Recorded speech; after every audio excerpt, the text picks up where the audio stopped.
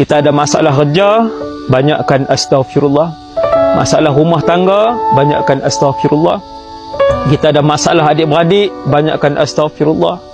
Kita ada masalah perniagaan, banyakkan astaghfirullah. Kita tertekan dengan anak-anak, banyakkan astaghfirullah. Kita tertekan dengan suami, dengan isteri, banyakkan astaghfirullah. Maka astaghfirullah ini membuka pintu rezeki, mengampunkan dosa yang telah lalu, menurunkan hujan, menyuburkan tanaman, meredakan hati yang kemurungan, dan astaghfirullah menenangkan kehidupan orang itu.